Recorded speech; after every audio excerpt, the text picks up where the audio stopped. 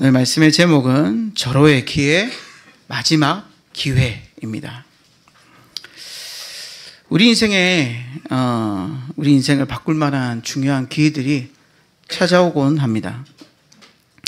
때로는 우리가 좋아하는 로또와 같이 우연한 그런 기회들을 우리가 얻기도 합니다. 그러나 중요한 프로젝트를 성공적으로 마무리하면서 준비된 어떤 승진의 기회도 얻기도 합니다. 또한 나의 인생에 큰 전환점을 주게 되는 인생의 동반자나 또는 스승이나 친구들을 만남으로써 우리의 관계에 새로운 기회를 얻기도 합니다.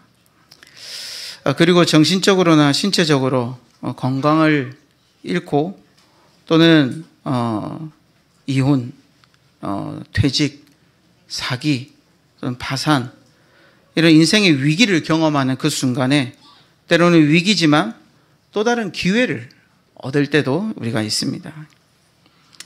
인터넷이나 여러분들 TV 쇼핑몰에서 가성비 꿀템이 나오면 그것도 기회라고 하면 할 수도 있겠죠. 여러 기회들을 얻고 또 우리가 만나게 됩니다. 이렇듯 우리는 아주 작은 기회와 우리 인생을 송두리째 바꿀 만한 중요한 기회들을 얻고 또 기존에 있던 것을 잃고 새로운 것을 찾게 되는 여러 소중한 기회들을 우리가 얻거나 만나게 된다는 것입니다. 그래서 사람들은 이 기회를 잡기 위해서요, 지금도 수단과 방법을 가리지 않고 돈이든 실력이든 배경이든 어떤 노력이든 그 기회를 얻을 수만 있다면은 날마다 노력하고 도전합니다. 그래서 우리 젊은이들이 요즘에는 갓생을 산다 그러잖아요. 예. 갓생을 삶으로써 우리에게 한 번의 그 기회가 더 올 수 있도록.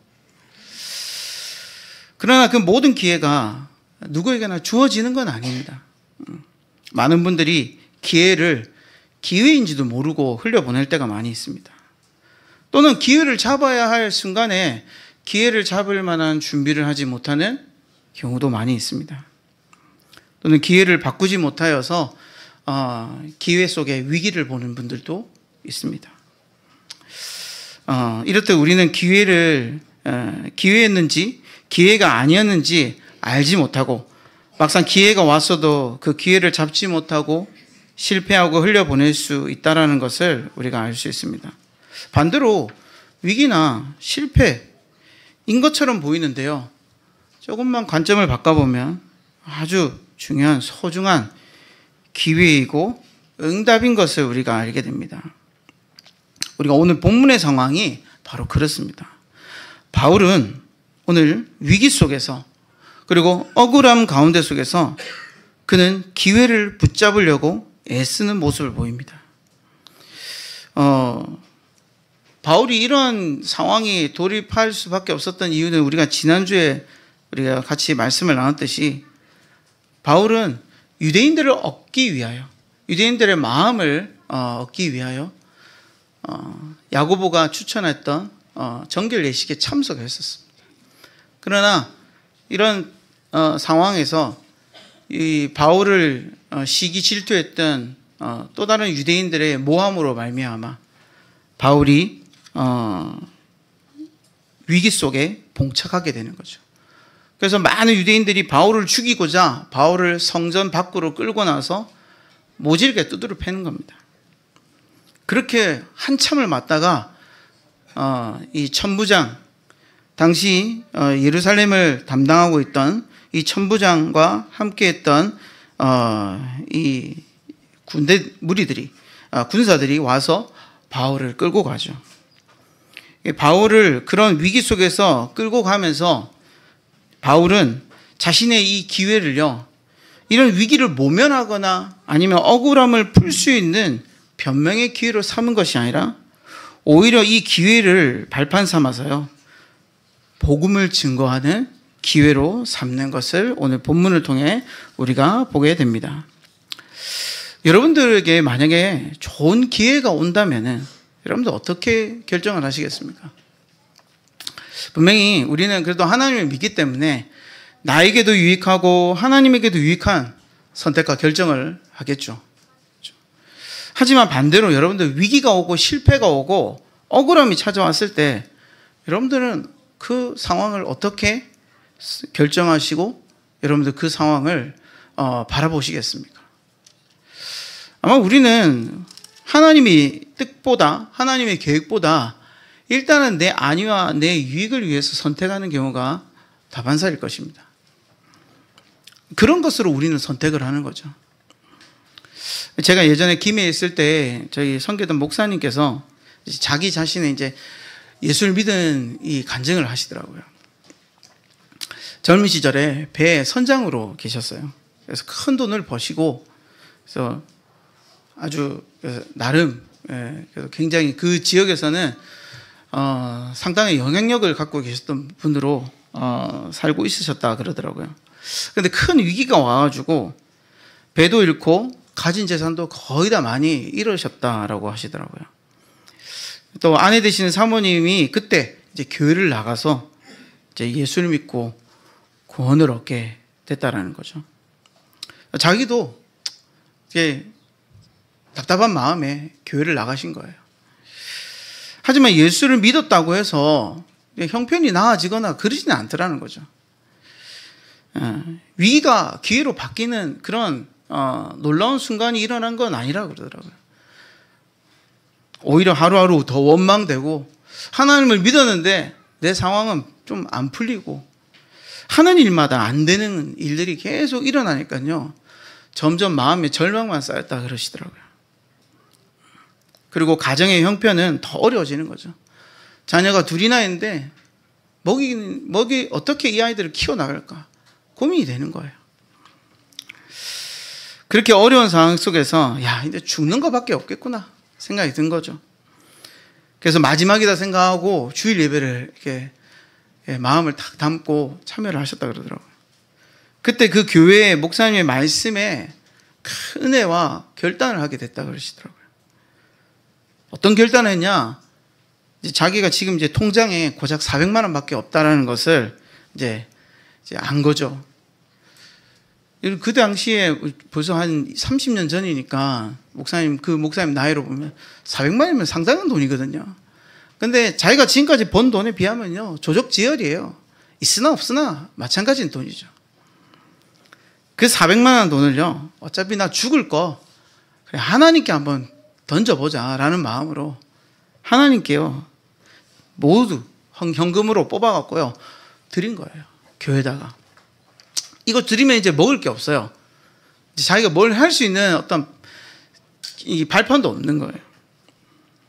제가 이렇게 말씀드렸다고 해서 여러분들 지금 통장에 가셔가지고 돈 다 뽑아갖고 교회에다 내지 마시고요. 그리고 저한테 원망하시면 안 됩니다. 제가 그 말 하려고 이 말 드리는 게 아니라 돈이 중요한 게 아닙니다. 여러분들이 100원을 드리든 1000원을 드리든 여러분들 어떤 중심으로 드리냐가 중요한 것이죠. 근데 참 놀라운 게 이 목사님의 믿음의 선택이 결국 그때부터 막혔던 문들이요 열리기 시작하는 거예요. 돈이 있어야 된다고 생각했던 그 시기에, 내게는 기회가 있어야 된다는 그 시기에 하나님께 모든 걸 던졌을 때 비로소 그 기회가요 드러나기 시작하더라는 거예요. 하나하나씩 막혔던 것들이 풀려나기 시작한 거예요. 여러분들 목사님이 400만 원을 하나님께 헌금을 바쳐서 여러분들 하나님 풀어주신 거라고 생각됩니까? 아닙니다, 여러분들. 아니죠. 위기 속에서 자신의 상황을 바꿔줄 만한 사람이나 돈이나 배경 또는 능력에 의지한 것이 아니라, 기회를 찾아가는 것이 아니라요, 눈에 보이지 않지만 지금도 우리의 기도를 들으시고 알 수는 없지만 이 나의 약한 믿음을 통하여 행하시고 역사하시는 그 하나님이라는 그분을요 기회 삼아서요 그는 자신의 모든 것을 내어 던졌던 겁니다. 여러분들, 우리에게 온 마지막 기회, 오늘 본문에 나온 제목처럼 여러분 절호의 기회가 무엇이라고 생각합니까? 저는 우리가 믿는 하나님이라고 저는 확신합니다. 여러분, 우리의 마지막 절호의 기회는요 하나님이십니다. 여러분들이 투자하고 던져야 될 건요 세상에 어떤 로또나 아니면은 주식이 아닙니다. 여러분의 노후 생활이 아닙니다. 여러분들을 인도하시고 여러분들을 구원하시는 그 하나님, 그 하나님께 여러분들이요, 여러분들의 인생을요 맡겨드려야 될 줄 믿습니다. 이것이 우리가 가진 절호의 기회고 마지막 기회입니다.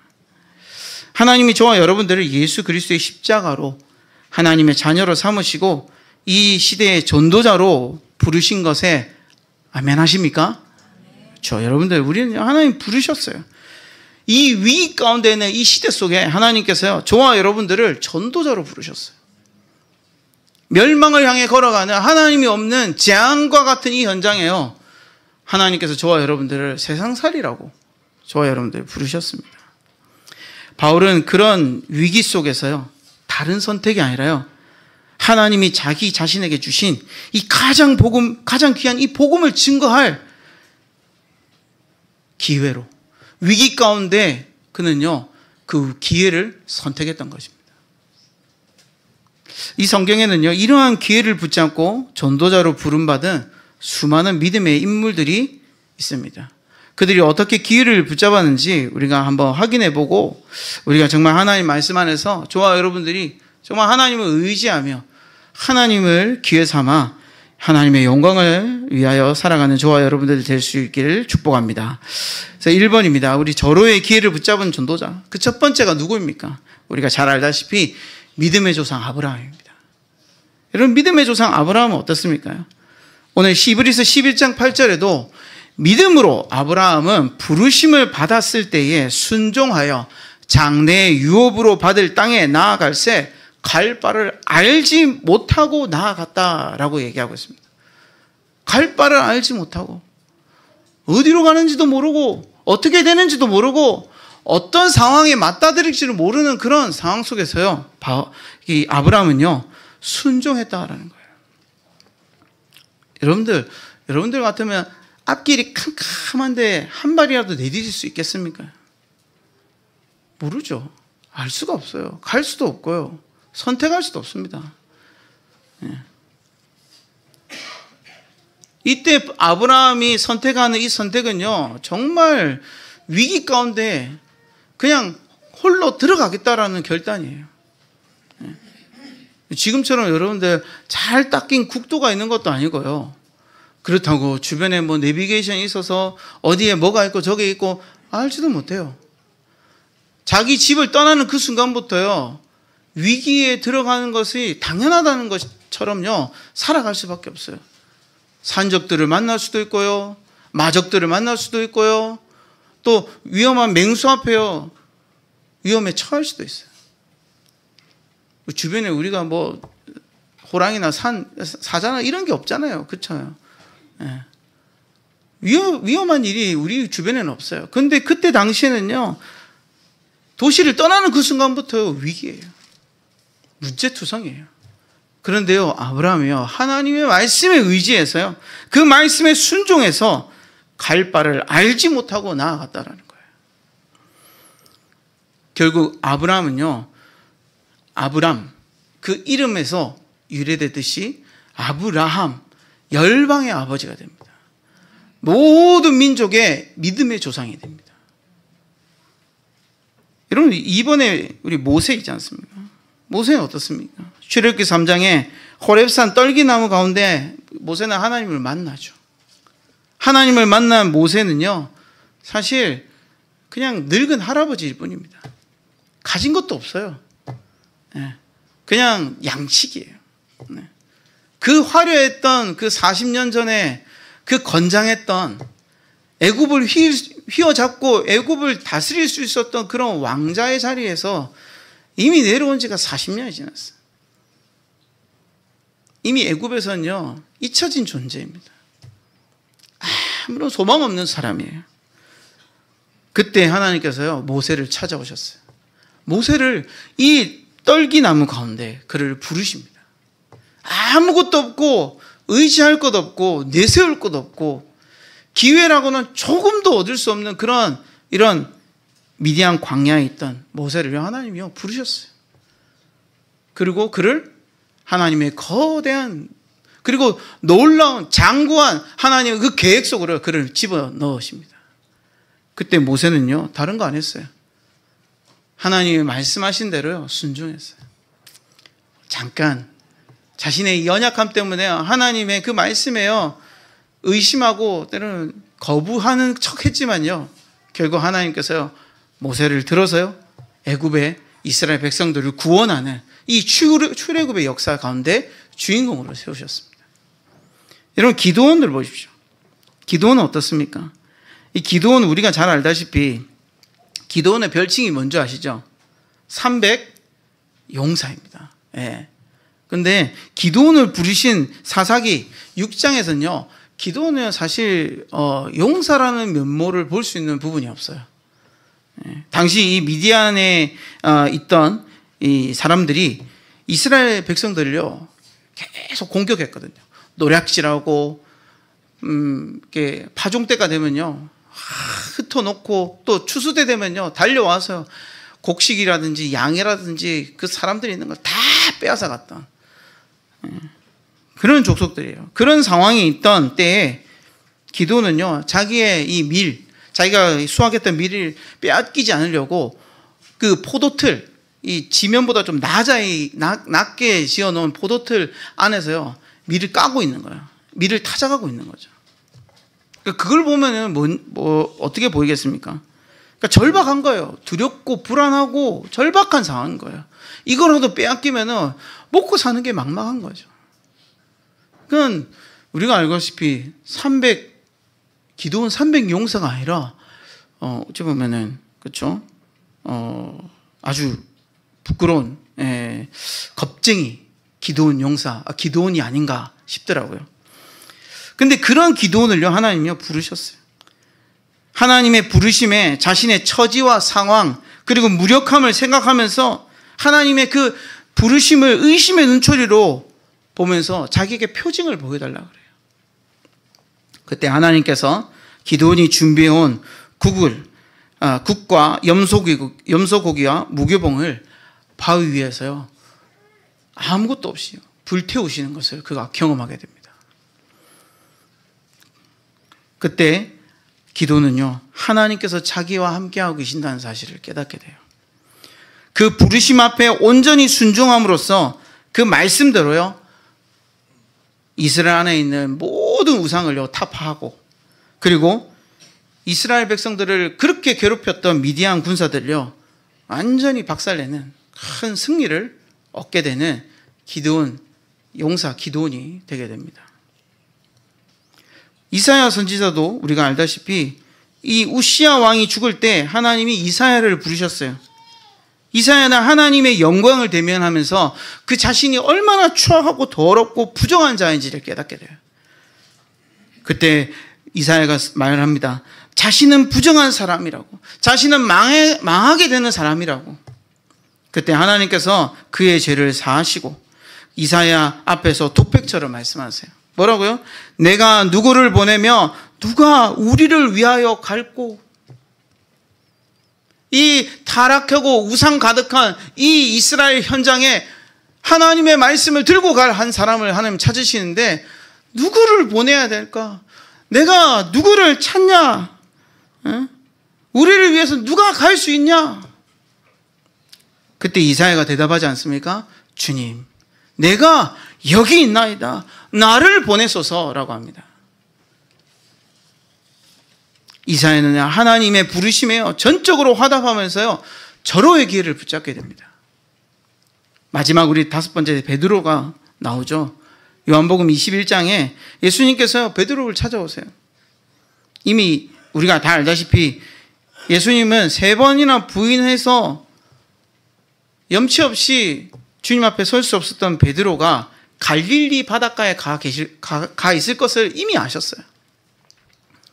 그리고 업으로 돌아간 베드로를 찾아오셔서요, 예수님은요, 베드로에게 질문을 던지세요. 우리가 잘 알잖아요. 네가 나를, 베드로야, 네가 나를 정녕 사랑하느냐? 그렇죠? 네가 정녕 나한테 어떻게 이럴 수 있니? 이런 게 아니라 네가 나를 정녕 사랑하느냐? 베드로가 하나하나 주님 질문을 던지실 때마다 베드로에게 다시 말씀하시죠. 내 양을 먹이라, 내 양을 치라. 그에게 사명을 부어주십니다. 여러분들 아브라함, 모세, 기드온, 이사야, 베드로 또 많은 우리 믿음의 선진들이 있어요. 야곱도 있고요. 여러분들 우리가 알다시피 너무나도 유명한 다윗도 있고요. 그렇죠? 요셉도 있고요. 또 누구 있습니까? 다니엘도 있고요. 그런 수많은 우리의 믿음의 선배들이 하나님의 부르심 앞에 공통된 특징들이 있었어요. 그게 뭐냐? 자신의 처지와 상황은 낙심이 되고 원망이 나올 수밖에 없는 상황이지만 하나님 말씀에 부르심에 전적으로 순종함으로써 그 부르심의 기회를 붙잡았다라는 것입니다. 여러분, 하나님 앞에 부르심을 받은 저와 여러분들은요, 지금 하나님이 부르신 그 자리, 여러분들 그곳에서 하나님이 주신 기회를 붙잡고 계십니까? 하나님이 신실하심을 믿음으로 말씀에 순종하여 오늘도 믿음의 결단과 선포를 여러분들 하고 계십니까? 많은 분들이요, 하나님의 부르심 앞에는 머물러 있어요. 하나님이 근데 부르신 건요, 그 부르심에 머물러 있으라고 하신 게 아니에요. 내가 너를 자녀 삼았기 때문에 자녀된 축복만 누리라고 하신 게 아니에요. 아까 앞서 말했듯이 하나님은 여러분들을 전도자로 부르셨어요. 여러분, 부르심은요, 머무는 자리가 아닙니다. 부르심은요, 종착지가 아닙니다. 거기서가 바로 시작입니다. 부르심은 시작이에요. 여러분들 통해서 시작하실 하나님의 계획을 지금 이제 하나님께서 펼쳐나가실 첫 번째 스타트입니다. 스타트. 우리가 가야 할 곳이 있어요. 하나님이 예비하시고 더 큰 응답으로 도전해야 할 또 다른 믿음의 경유지가 있다는 거예요. 우리는 글로 가야 합니다. 만약 아브라함이 부르신 그곳에서만 멈춰 있었다면, 하나님 나를 어떡하지? 그의 본토 친척 아비집 그 갈대아 우르를 떠나지 않았다면 아브라함은요, 믿음의 조상이 될 수 없었을 겁니다. 하나님이 주시는 그 후대와 장차 오실 메시아 언약을요, 그는 이루지 못했을 겁니다. 그런 기회를 놓쳤겠죠. 하지만 그는 붙잡았습니다. 물론 하나님의 계획과 뜻은 변함이 없고 우리를 어떻게 인도해 가실지는 우리가 잘 알 수는 없지만 오늘 우리는요, 하나님의 말씀 앞에 순종하고 결단할 때 하나님은 행하시고 역사하실 거라고 저는 확신합니다. 여러분들 오해하지 말 것은요, 구원받은 자에게 주신 이 구원의 축복과 그리고 믿음의 여정에서 주시는 기회와 응답과 축복은요, 다른 겁니다. 비슷하지만요, 달라요. 하나님의 여러분들 백성으로 하나님 부르셨지만 여러분들이 액션을 취하지 않으면요, 하나님이 예배하신 축복은요, 볼 수 없어요. 마치 여러분들이 이 땅에 한 부모의 자녀들로 태어나서 이 부모의 자녀들로 부모님들께 아낌없이 그리고 지원을 받고 값없이 여러분들이 부모의 사랑을 받지 않습니까? 그러나 부모의 말에 순종하고 자신의 자리에서 자기의 일을 마땅히 해 나가는 자녀에겐요, 부모가 주는 값없이 또 부모가 주는 그런 아낌없는 사랑 외에도요, 또 다른 부모의 그런 지원과 축복을 받게 되지 않습니까? 그렇죠? 여러분들 자녀라도 여러분들 10손가락 안 아픈 손가락은 없어요. 그렇지만요, 특히나 아픈 손가락들이 있어요. 예. 그렇죠? 특히나 마음이 가는 자녀들이 있어요. 예. 왜 그렇습니까, 여러분? 자녀가 아프기도 하고 또 자녀가 좀 연약할 때도 있죠. 그러나 자녀가 부모의 마음을 흡족하게 하고 기쁘게 하면요, 이 자녀에게 하나라도 더 주고 싶은 게 부모 마음입니다. 하나님은 저와 여러분들요, 하나님의 자녀로 부르셨어요. 이 시대 전도자로 하나님 세우셨어요. 우리가 하나님 말씀과 하나님의 부르심 앞에 순종할 때 하나님은요, 우리에게요, 놀라운 기회들을 열어주실 것입니다. 그 기회를 붙잡고 나아가는 사람에게요, 하나님은 세상에 알지 못하는, 세상에서 얻을 수 없는 하나님의 그 축복과 응답을 주실 거라고 저는 확신합니다. 그래서 전도자에게 주신 기회들을 여러분들 붙잡으시기 바랍니다. 그 첫 번째가 뭡니까요? 주님의 몸된 교회를 세우는 것입니다. 여러분들 각 파트별로 우리 교사, 사역자, 구역장, 구역원, 성가대, 또 우리 수요일마다 있는 캠프, 전도, 선교, 재정, 교회, 관리, 청소 각자 맡고 계시죠. 네. 여러분들 근데 여러분들이 맡은 일에요. 여러분들 정말 하나님이 나에게 맡기신 일처럼요. 여러분들 최선을 다하시기 바랍니다. 기쁜 마음으로 여러분들 동참하시기 바랍니다. 특히나 여러분들 구역장님들 되게 수고 많으세요. 네. 때로는 혼자요 줌 켜놓고요 예배 드리십니다. 우리 성도님들 들어오시도록. 안 들어오시는 성도님들 물론 비난할 생각은 없어요.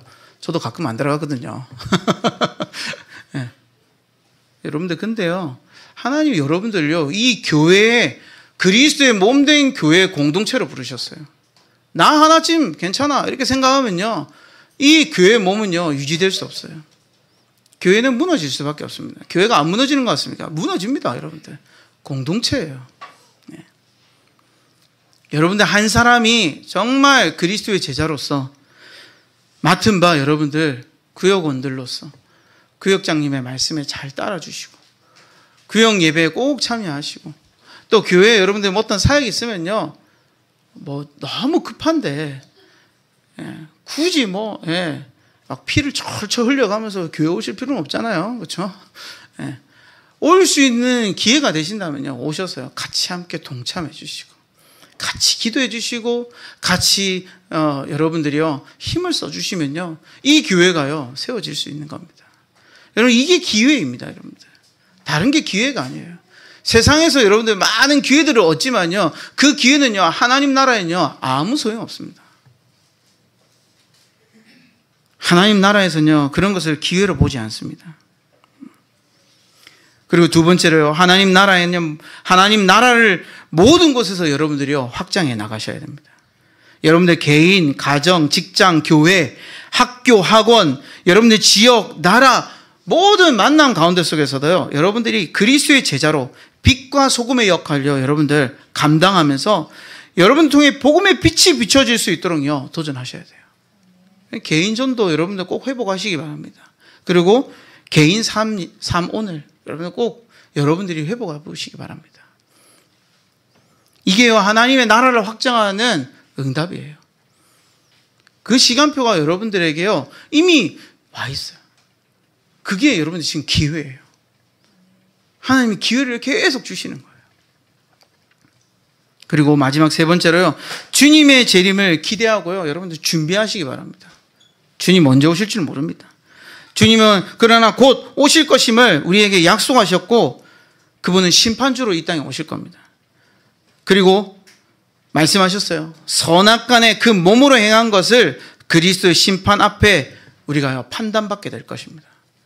이 말은요 여러분들 죄에 대한 형벌을 심판하시는 게 아니라요 구원받은 하나님의 백성들이 이제 하나님의 백성으로 살아가는 모든 순간에 일어나는 일들에 관한 선악간의 판단을 하나님이 하실 거라는 거예요. 심판 가운데 그때요 상급이 정해집니다. 고린도후서 5장 10절에도요 이는 우리가 다 반드시 그리스도의 심판대 앞에 나타나게 되어 각각 선악간에 그 몸으로 행한 것을 따라 받으려 함이라. 우리가 행한 대로 받게 됩니다. 그래서 여러분들 구원이 취소되거나 그러는 게 아니라 형벌을 받는다는 그런 게 아니라 우리가 이 땅에서 행한 만큼 주님의 판단 아래 남느냐 남지 않느냐라는 거예요. 고린도전서 3장 12절과 15절에 보면 만일 누구든지 금이나 은이나 보석이나 나무나 풀이나 지프로 이 터 위에 세우면 각 사람의 공적이 나타날 터인데 그 날이 공적을 밝히리니 이는 불로 나타내고 그 불이 각 사람의 공적이 어떠한 것을 시험할 것임이라. 만일 누구든지 그 위에 세운 공적이 그대로 있으면 상을 받고 누구든지 그 공적이 불타면 해를 받으리니 그러나 자신은 구원을 받되 불 가운데서 받은 것 같으리라. 아멘. 여러분들 세상의 것에 기회를 삼고 세상의 것을 여러분들 쌓아가면요, 주님 다시 오실 때 불로 임하시는 주님의 그 심판 앞에요, 세상 것은요 잿더미처럼 사라질 겁니다. 그때 여러분들 세운 세상의 공적은요 아무것도 남지 않을 거예요. 그러나 그 세상의 공적 가운데 불로써도 태워지지 않고 불로써도 사그라들지 않는 영원한 것을 남기는 사람은요, 하나님의 영원한 상급을 받을 줄 믿습니다. 그래서 여러분들 영원한 것을 남기십시오. 하나님의 것을 남기십시오. 하나님 앞에 칭찬을 받고 주님의 기쁨이 되는 전도자로 사시는 저와 여러분들 되시고, 그리고 오늘 하루 여러분들에게 주신 이 삶의 기회를 여러분들 놓치지 말고 하나님의 영광을 위해 사는 저와 여러분들 되시길 예수 이름으로 축복합니다. 그래서 여러분들 마지막 결론이에요. 우리의 삶에 매일매일 기회가 다가오고 있습니다. 오늘이 마지막 기회입니다. 이번 주가요 마지막 기회예요. 사실 우리는 마지막 기회를 살고 있는 겁니다. 그럼 이 기회를 어떻게 잡을 것인가? 그 첫 번째가요, 잠언서 3장 5절 6절에요. 너는 마음을 다하여 여호와를 신뢰하고 네 명철을 의지하지 말라. 너는 범사에 그를 인정하라. 그리하면 내 길을 지도하시리라. 아멘. 여러분들 하나님을 하나님을 믿으시기 바랍니다. 그분을 믿고 여러분들 도전하시기 바랍니다. 네 명철을 의지하지 말라는 게 무슨 말씀입니까? 네 지혜나 네 통찰력, 네가 배운 거, 네가 경험한 거, 거기에 의지하지 말라고.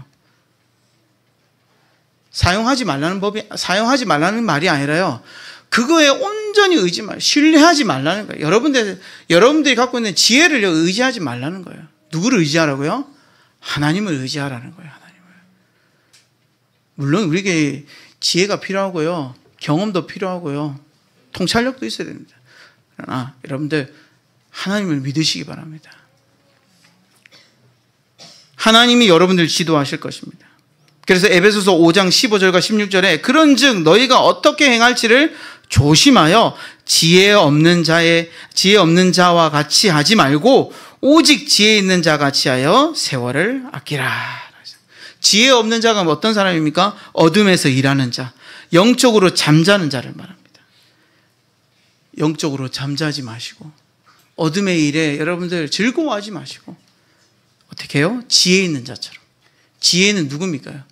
하나님의 지혜는요, 그리스도입니다. 그리스도의 지혜를 가진 사람들처럼 세월을, 우리에게 주신 이 시간을요 아끼라. 아끼라는 게 헬라어로요 엑사고라조라고 나옵니다. 값을 주고 샀다라는 거예요. 여러분들의 삶의 그 시간은요 값을 주고 산, 하나님의 그 핏값으로 주고 산 시간표라는 거예요. 시간이라는 거예요. 그걸 하나님을 위하여, 하나님의 영광을 위하여 투자하라는 거예요. 고린도서 15장 58절에 그러므로 내 사랑하는 형제들아 견실하며 흔들리지 말고 항상 주의 일에 더욱 힘쓰는 자들이 되라. 이는 너희 수고가 주 안에서 헛되지 않은 줄 알미라. 여러분들의 수고가 헛되지 않은 줄 믿습니다. 여러분들 오늘도 주님을 위해서 여러분 헌신할 때, 도전하실 때 여러분들의 인생은요 헛된 인생이 되지 않아요. 하나님께서 다 알고 계십니다. 그리고 갈라디아서 6장 9절 10절에도 우리가 선을 행하되 낙심하지 말지니 때가 이르면 거두리라. 그러므로 우리는 기회에 있는 대로 모든 이에게 착한 일을 하되 더욱 믿음의 가정들에게 할지니라. 여러분들 낙심하지 마십시오. 하나님의 일을 하다 보면요 캄캄한 어떤 문제 가운데 속에요 봉착할 때가 있어요. 보이지 않는 순간들이 옵니다. 그러나 여러분들 낙심하지 마십시오. 선을 행한 자, 하나님 앞에 선을 행한 자, 여러분 선은요 하나님밖에 없어요. 하나님만이 선하십니다. 하나님의 일을 행한 사람은요 낙심할 필요 없어요. 왜요? 그 일을 이루시는 건요 하나님이세요. 당장에 여러분들 눈앞에 보이는 이게요 여러분 탐닉하지 마시고요, 하나님이 주실 진짜 놀라운 것들을요 여러분들이요 구하시고 여러분들 달려나가시기 바랍니다. 그래서 여러분들 캠프 참여 좀 하세요. 캠프 많이 참여하십시오. 예. 착한 일이잖아요. 그렇죠? 하나님 보시기에 착한 일이에요. 그렇죠? 그리고 더욱 믿음의 가정들에게 할지니라.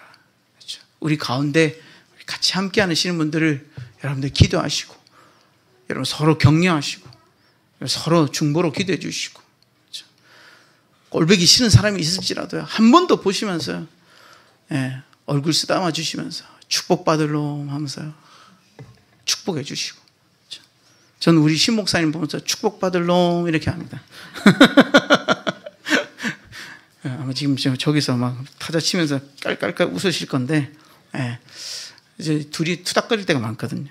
예, 그래서. 자, 마지막으로 디모데후서 4장 1절에서 2절 말씀에 하나님 앞과 살아있는 자, 죽은 자를 심판하실 그리스도 예수 앞에서 그가 나타나실 것과 그의 나라를 두고 엄히 명하노니 너는 말씀을 전파하라. 때를 얻든지 못 얻든지 항상 힘쓰라. 범사의 오래 참음과 가르침으로 경책하며 경계하며 권하라. 아멘. 여러분들께 엄히 두고 명령을 드립니다. 저도 마찬가지고요. 말씀을 전파하시기 바랍니다. 자녀들에게 전파하십시오. 여러분들이 주변에 있는 분들에게 하나님의 말씀을 증거하십시오. 때를 얻든지 못 얻든지 상관없이 여러분들 전하는 일에 여러분들 힘쓰시기 바랍니다. 범사에 오래 참으십시오. 사람들 만나면요, 나랑 안 맞는 사람이 대다수지 나랑 마음 맞는 사람이 하나도 없어요. 오래 참고 어떻게 해요? 가르치고 경책하고 경계하여서 여러분들도 속을 수 있어요. 여러분도 넘어질 수 있으니까 여러분들도 경계하면서 서로에게 권하시는 저와 여러분들 되시길 예수 이름으로 축복합니다. 여러분들 오늘이 마지막 절호의 기회며 마지막 기회인 줄 믿습니다. 오늘의 기회, 이번 주의 기회를 놓치지 않는 저와 우리 모든 성도님들 되시길 다시 한 번 더 예수 그리스도 이름으로 축복하고 축원합니다.